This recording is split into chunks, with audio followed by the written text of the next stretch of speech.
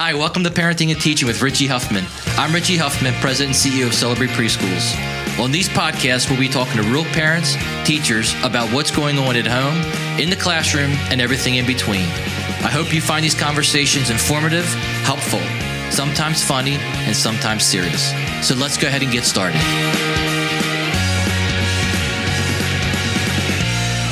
Hello, I'm Richie. This is Allie. And today we don't have any guests. No, it's kind of weird not to have a chair next to me, actually. Yeah, but I kind of like it. I know, it's fun. It's been like 7 episodes since it's been just us. I know. This is episode, Nicola, like 16, I think. our producer, was just talking about this as his milestone at episode 16. So Yep, congrats. here we are. There we go. But today we want to talk about some trends that, we're kind of seeing in our communities, but also in our own personal lives and our families. Yeah, and I think it's a topic that maybe I actually heard about on the radio, but we were talking before.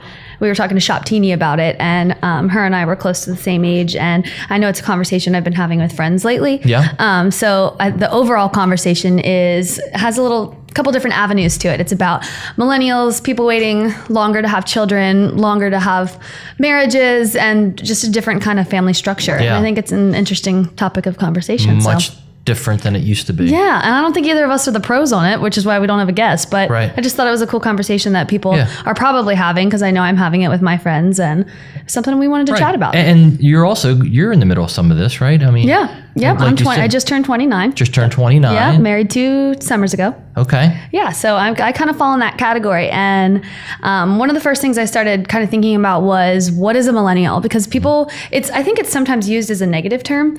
And I've always said, well, I'm not one. Don't call me that. I'm not one of those people. You're right. Yeah, but I looked it up because I actually was thinking, what is that actual millennial age? And so I found that millennials were born anywhere between 1981 to 1996. Okay. And I'm an 89 baby, so I did fall on the younger end of things. But you also hear that millennials are people who never knew a world without technology. And then I think about my parents who didn't get me a cell phone, and I was probably in 9th grade by the time I got my first flip phone. And I had friends that had them earlier, but it took that long to get a phone for me. So I kind of compare it to that. And I was like, no, I wasn't one of those 2-year-olds on phones. But the reality is that people born after 96 are actually called post-millennials, which I didn't realize that it was kind of a pocketed window of people. So what are some of the trends that we're seeing with this new age, or this through the millennials? Yeah, so I think one of the big things that I've noticed is that this family structure of what is that typical, quote unquote, typical family. I think one of the biggest statistics I found is that 40% of US babies are being born to unmarried parents. Wow. Which I thought was really interesting. I actually heard that statistic on the radio the other day, and I called the radio station, asked more about it, and the New York Post actually came out with a lot of statistics from the most recent U.S. Census Bureau. And in 1970, only 10% of births were outside marriage. So that's a huge increase. So the trend is they're waiting longer to get married. Yep. But they're also having babies later. Yep. Those are the different avenues we're talking. A little bit of it is getting married, a little bit of it is just also living at home. Times have changed, and a lot of those people, they're in that millennial category right now, of those people who are kind of in their late 20s, kind of where I sit right now in that millennial category of what has changed since when you had kids, when my parents had kids, and when I will potentially have children. Yeah. So you think just women are saying, you know what, I want to have a baby, but I'm tired of waiting for you to ask me to marry you because you're waiting longer. So I'm going to go ahead and have a baby. I mean, do you think? I think there's some pressure. Yeah, for sure. I think there's societal pressure. I mean, I know my mom is like, when are you having one? I want to be a grandma. That's exactly what I was about to say, right? Yeah, for sure. Because that generation was like, you had a baby by the time you were, what statistics? I mean, you had a baby by the age of 29. Right. And so these older I think it said 85% of people in the 70s had a baby by the time they were 29. Yeah. And so now that those numbers have staggeringly changed. And people are just waiting so longer. And usually I don't want to say usually anymore, because we just said that 40% of babies are being born outside of wedlock anyway. Right. So wow. Statistics have changed. And the statistics also said that in France, it's actually worse. I shouldn't say worse. Different. It's different, right? Even higher. Yeah. France is the highest. It's 60%. 60%. What are they doing over there? Yeah, I don't know. What's going on? I'm not sure. I think that a lot, and I heard on the radio too, which it wasn't part of the actual New York Post that I read, but I heard on the radio when they were talking about it a little bit that a lot of those babies are actually in families with a mom and a dad, or two moms and two dads, or whatever their structure is, but they just weren't married. So they were making the choice not to be married. So I don't know the actual reason for why France would be so high, but their marital laws could be different than here. I'm not sure the difference is there, but I think maybe that has something to do with it. Is that? But the point is, it's just not so here, and it's just not here in the U.S. It's actually bigger even in Europe. Right, and I also read that in 2017, the Census Bureau reported that young adults ages 18 to 34 are still living at home with their parents way more frequently than what they used to, and one of the major causes is because of high debt. Yeah, and I've been out of college for 8 years now, and I still have loans to my university. Was it specifically for college debt or just debt in general? College debt was one of the examples they gave, but yeah, debt in general, whether it's trying to buy a house and maybe that's why they're living at home and they're saving money. And it makes sense because young adults these days, and especially millennials, are focusing more on their jobs and their careers and where they're living and trying to get themselves settled before moving on to a ring and a baby. Yeah. So when this happens, then we'll be able to move out. Yeah, it's just a different mindset. And it's kind of that like chunk group of people that were born during that millennial time that are now focusing on these other avenues that our parents didn't. I know my mom had me when she was 21. So my parents now are in their 50s and they're living the life in Florida. Like they're so happy and they kind of did it on the back end. But I know that the mental shift almost and the expectations that these millennials are putting them on themselves. It's just this really, they're holding high expectations for themselves, which is one of those millennial traits. Yeah. As you might call it a trait, I guess. That it's just a really high expectation is that I need to pay off college and I need to have enough money to get a house and I need to be stable and I need to live my life first and then kind of go from there. I think that's such a trap. Right? I think it's such a trap because it will never be perfect. Yeah, I mean, thank God, perfect, we talked about this earlier, thank God our parents didn't think that way. But we're here. Exactly. Right? Thank God they didn't think that way of our debt has to be paid off. I have to have a really good job. I mean, our parents just knew that they wanted a family and they had it early. And they made it work throughout the way. And I know when I spoke to my parents, I think when they bought their first house, I think their mortgage payment was like $335 or $285. And they were scared to death of how they were going to pay that. But they made it work. But they make it work, right? I mean, those life challenges make you better, make you step up. So I'm not really sure what's going on with this new generation. I think that there is a fear of failing and a fear of divorce also. And I heard that the divorce rate is going down, at least in the state of Maryland. I don't know the exact numbers, but I heard that and I read that when I was reading these surveys. But also people aren't getting married. So the numbers probably go hand in hand with each other, but I think that it's scary. It's scary to watch people go through that. And I think people want to wait longer and date longer and be with people longer and kind of explore options and live together before. I know when I was moving in with my husband, when we were dating, my grandma was mortified. And I had to explain to her, I was like, no, grandma,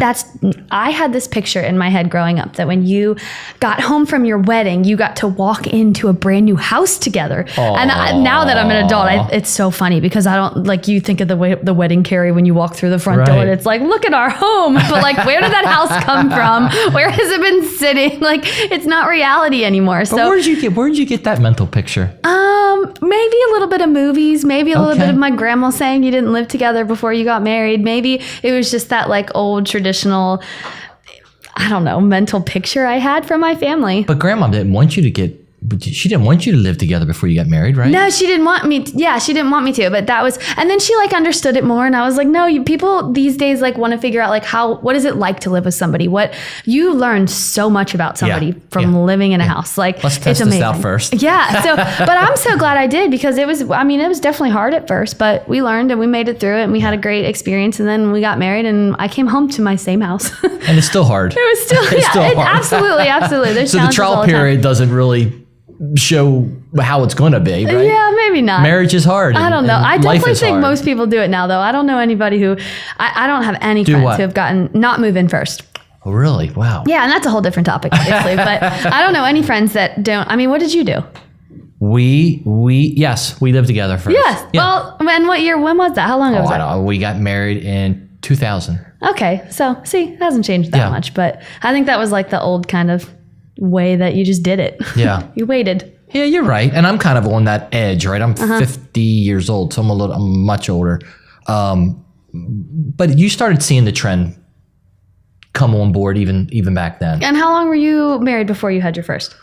Oh, we had Olin at, I think, 32. So we got married in 2000 and he was born in September of 2001. Okay, pretty quick then. Yeah. So the math works. Yeah. Yep. Probably 3 months into marriage. Yep. Yeah. I have friends doing that too. Pregnant. Yeah. Yep. I just didn't. I have a late career switch. So. Yeah. But I think, I was 32. I think Dawn was 29 or 28. So. Oh, okay. Well, she was around the same age as I am now. Well, in her head, I think she was also thinking, I'm getting older. I have to have a family and have a child. Mm-hmm. So, but at that point, we were already married. So. Yeah, I think a lot of it comes from financial reasons too. I know that was one of the biggest parts of what. Kind of in my searching for these statistics was showing is that a lot of it's just financial. And I know you said to me before, don't let that stop you. It upsets me so much to hear that. I mean, I was at the dentist the other day and my dentist was saying the same thing. Yeah. He's waiting for this. He's waiting for that. Mm-hmm. And it's just so sad because that waiting and that debt being paid off and all of that is going to take time, right? It's like saying I'm going to wait for our house to be paid off, on a 30-year mortgage for a child. Oh gosh, that's so sad. Like, don't do that to yourselves. I don't think I personally think like, I have to pay this before I can have a kid. I think it's more of like an in the moment kind of thing. Like, this year I have a new job and I'm focused on my new job, or this year I have this hobby where I'm an athlete and I am focusing on being an athlete, or whatever it is at that point. I think I'm kind of trying to take it all in and enjoy this part of my life. But that is my point. I'm not so much saying I can't afford a kid. I'm not saying that either, but my point is that there'll always be something. That's true. There'll always be something. There will be, yep.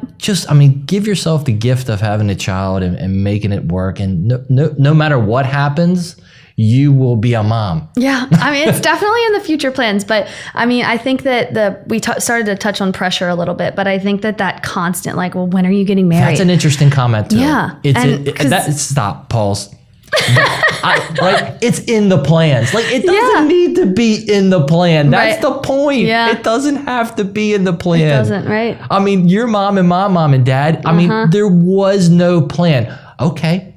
In September of, there was no plan. Right. I know for us, I came home there was no conversations about You having didn't talk children. about it, right? Never talked about it. No. But why does everyone ask about it now then? My husband tells me, and you know what? I would want to do a study on this. I want to know if people are more willing to ask a man when they are having a child than they are a woman. Because my husband tells me he gets asked every day. Somebody says to him, when are you guys having kids? And I'm interested. I believe that men just follow the lead, right? I just know. I do. I think it's up to you guys. I think, for me, it was I came home. There was no conversation. I came home and Dawn was like, guess what? That's what you see in the movies too. What? Right. We're having a baby. And it was just did we plan for it? Right. You're just ecstatic. Yep. That you're getting ready to have a baby. Right. And then guess what? Then come home. There's another 2 years one. later. Guess what? Like, I know this now. And 5 later for you. I know this now, right? Yeah, I guess know how what? this works. But the point is, again, there's no no major there's plan. No plan for it. It's just. But that goes both ways, is that my husband and I don't necessarily have a month where we're saying next September. But at the same time, that pressure from everybody around you constantly asking. People want to date. They want to understand, when are you doing it? It's in your business. And it happens when people date, and it happens when there are single people in their late 20s who aren't dating. Well, why don't you have a boyfriend? Why don't you have a girl? Why aren't you dating? Yeah. When are you getting married? What's your plan? And like you're saying, there doesn't have to be one. So that stigma that comes from the public and from friends and family who are constantly on people asking, that's really hard. Yeah. It's really hard to hear because it's so much pressure that, well, did I not do it at the right time? Do I have to save up for a ring? Do I have to do this? When should I ask her? When should I ask this person to date me? Do I need to go on a dating app? Like, the questions that people start asking themselves are so anxiety ridden, and they stack up, that I think that keeps people from waiting too. And that wasn't necessarily my case, but I watch it happening. I have friends that it's happening to that are single and happy in their life and doing their thing. And there's just constant pressure from people around them. And these trends that we're seeing, do you think that's the case? Like my case, where if a couple is dating but unmarried, that the girlfriend just decides, you know what, I'm gonna get pregnant. I'm gonna get this party started. Because that's really, I mean, it's either that or I don't believe that an unmarried couple is actually having a conversation of, honey, do you want to have a baby without being married? Yeah. I don't think that's the case. I think the trend more times than none, it's probably accidental. It's not accidental, but well, that's another podcast. We do know the cause of it, but I'm convinced that the girlfriend is just saying, you know what, I'm tired of waiting. I'm getting older. We're gonna have a child. Yeah. And the man just accepts it and goes, okay. And it's not about the ring and the part. And I'm so glad that, honey, you made that decision for us. Mm-hmm. Right? Yep. Because now it brings us closer. Now we're getting close. Now all that fear of the debt and all that stuff, it kind of goes to the wayside because we're about to have a beautiful child. Yeah, and that comes before anything else. Yeah. Absolutely. That could explain those numbers. Yep. I want explanations from all the people that took the census survey.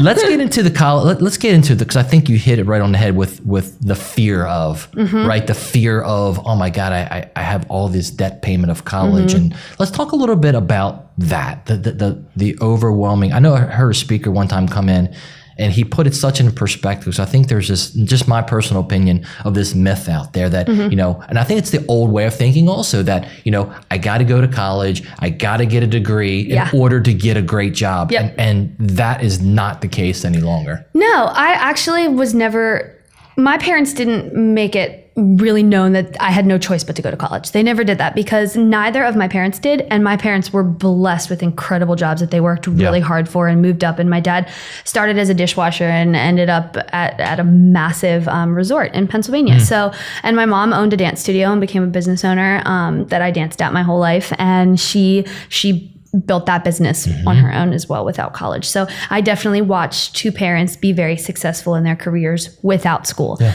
But I was also that 17-year-old that was like, well, I don't know what to do. Guess I should just look up schools on Google. And so, it was kind of an expectation. And I made the decision to go out of state, which was a lot more expensive than staying at a local school because I wanted to do something big and travel and go somewhere different than where I just grew up my whole life. Yeah, I wanted the experience and I paid for the experience. Yeah, still paying for it. I am still paying for it. Yep. Yeah. And I know when I was 17 and you hear like, well, you're going to leave with like $40,000 in debt. You're like, but it probably won't happen. Yeah, it does. I didn't think it happened. Yeah. I was like, no, I mean, you'll pay some of it, right? And there'll be loans and there'll be help and there's really not. But this speaker spoke about it's an investment, right? Yeah. I'm paying X amount of dollars to gain X knowledge. Yes. Right. And you're also a kid hearing that. Yeah. You're a kid hearing it. You're 17 years old when I was listening to that.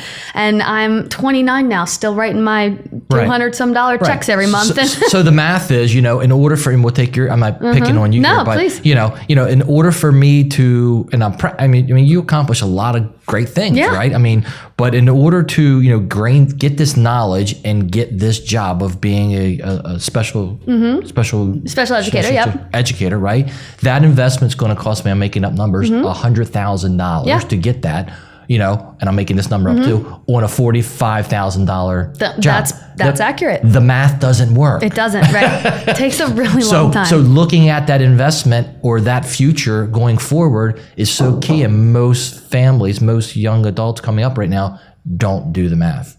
On having a child?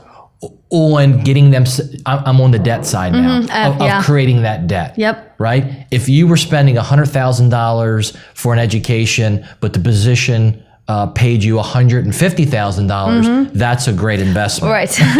Yeah. Right? Yep. It takes a lot of years. Because the debt would be paid off a lot faster. Yep. And it also, it kind of makes you laugh because how quick are kids, 17-year-olds, to say, yep, I'm going to go to that school and I'm going to exit with $120,000 in debt, but Yet they're not doing it for kids. Yeah. Or having children. Yeah. But it's the same if you want to plan it out like that. Where do you think this trend is going to take us? I don't know.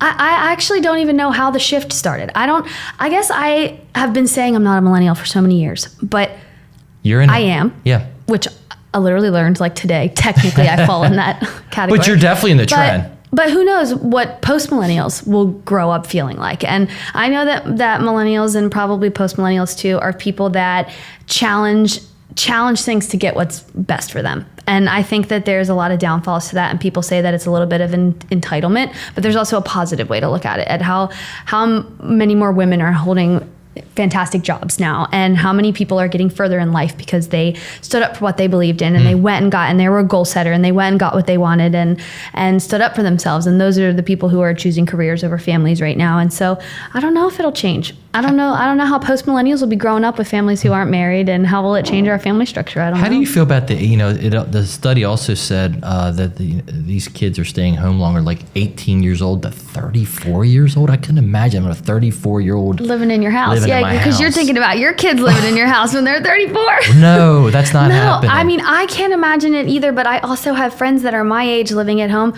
making that bank account go up, while every month I watch mine go down. Okay. So I think it's a different mindset. I don't feel that way because I've never been the saver. I've never been like, well, I need to stay home this summer. I went to college at 17 years old and I did not go home. Yeah. I wanted my own apartment. I wanted to buy a house. I wanted to get my house way more than my husband did. And I was out there looking for programs that were helping teachers get houses. And we bought ours through a program through HUD, which is a national organization. And we were really lucky to get a house through that. But again, that was me. That was like, I'm getting out. I'm moving. Yeah. So I think it's just those people who are like working towards wanting something bigger to start off with. But I was happy with my starter home. I was happy with my little apartment. And I was happy with kind of the way I did things. But I had a lot of friends who every summer and every vacation went back so that they were getting that free food and they were getting their laundry done. And I kind of was never like that because I really like to be independent. So how do you get yourself out of that once you're so used to your mom still doing your laundry? You got to learn how to adult a little bit later in life. Yeah. Wow. Yeah, so I definitely didn't follow that track, and I wouldn't have liked that track, but I think a lot of those people are just drowning in debt, and they don't see another way to do it. And I would also think, as a parent, I'm thinking of my own children, like I'd also be sitting there questioning, the time spent in college, and you're right back actually in a worse position living back at home than before you left. Yeah. Now you got all this debt, and to me it would feel like going backwards. And when I went to school, I wanted that to be the start of my adult life. But I think that's also different for people that stay at home, because I've had friends that decided to do the community college thing, and they were maybe going to do it for a year or two and then go to a university, but they decided that to just push it through those 4 or 6 years depending on the degree they were getting, and they stayed at home the whole time. So right there, that takes you into your mid-20s anyways if you're in school that long. So they picked that track. But I think that's really reflective in these numbers that we were looking at, and these ages that have increased, and the changes in getting married and having kids and living on your own. I'd love to get some of these answers that we have so many questions. I know. Is there any way that somebody could like reach out to us and just give us some of the answers to this? Absolutely. You can go on our Instagram page or the Richie Huffman Facebook page that we have, and you can definitely send us a message and we'll get back to you. Yeah. And maybe we'll continue this conversation and see where this trend is headed, because again, it seriously, it breaks my heart to know that these young couples are just waiting for it to be perfect before they start having a family, and they're just losing all of that joy. Don't let it break your heart. It does. I think it's just a different way, but until you know what it feels like to have a baby and to have that true love, and you're waiting, it's like that waiting will never stop. Yeah. It's a fool's game that you're playing. Yep. And that's what breaks my heart, because it's a fool's game. When this happens, then it's like just adults too, right? Like when this happens, then I'll be happy. When this happens, then I'll be happy. Like you're always like just pushing out happiness. You're always just pushing out a family. And there's nothing more important than just having a family. Than family, yep, absolutely. So hopefully our listeners will give us some insight on this new trend, and we'll be able to where it's going. Come back. Because I don't have an answer for that. Or at least why it's happening, right? And maybe we can come back on, just you and I, and touch on this a little bit more. Yeah, and same, if you have any extra ideas for podcasts or any of the answers to our questions, we'd love to hear from you, so reach out to us. Awesome. Thanks for tuning in today. Thank you for joining us today on Parenting and Teaching with Richie Huffman. Thanks for tuning in, and remember, childhood only comes this way but once. For more information, head on over to richiehuffman.com. I'm Richie. And I'm Allie. And we look forward to seeing you again on another podcast.